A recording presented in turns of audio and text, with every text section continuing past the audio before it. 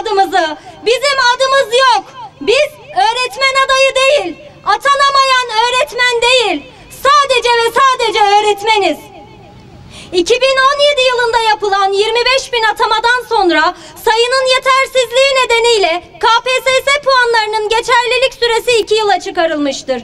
Bu değişiklik karma alıma sebep olmuş ve ortaya çıkan karma alım uygulaması her geçen yıl öngörülemeyen mağduriyetler doğurmuştur.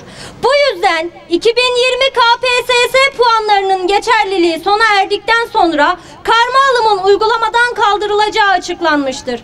Bu durumda karma alım yapılan yıllarda sınava giren öğretmenler 2017 puanıyla 3 atamaya dahil olarak 65.000 alım için, 2018 puanıyla 4 atamaya dahil olarak 80.000 alım için, 2019 puanlarıyla 3 atamaya dahil olarak 60.000 alım için tercih yapma hakkına sahip oldu.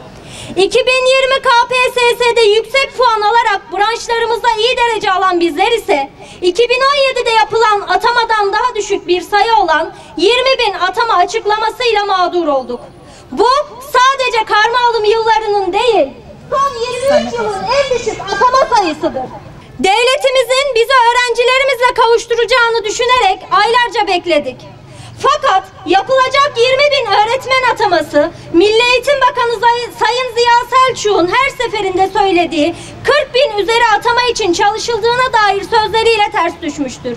Biz atama bekleyen öğretmenleri maalesef hayal kırıklığına uğratmıştır. Her sene değişen sıralama kriteri ve kontenjan anlayışı yüzünden geçmiş yıllara göre atanabilecek sıralamaya sahip öğretmenler bu sene atama sayısının yetersiz olması sebebiyle kontenjan dışı kalmıştır. Bu durum bazı branşlarda %30, bazı branşlarda yarı yarıya azalma yaratırken bazı branşlarda Türkiye birincilerinin dahi ataması yapılmamıştır.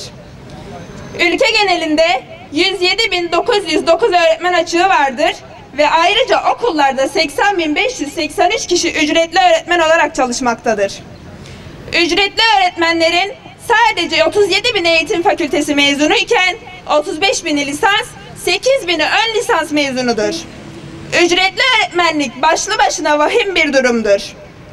Kendi mesleği dışında markette, tekstilde, inşaatta, tarlada ve birçok farklı meslekte geçimini sağlamak için çalışmak zorunda kalan binlerce gerçek öğretmen görev beklerken o öğretmenlerin yerine öğretmenlikle alakası olmayan bölümlerden mezun olan kişilerin ücretli öğretmen adı altında çalıştırılması olayın vahametini daha da arttırmaktadır.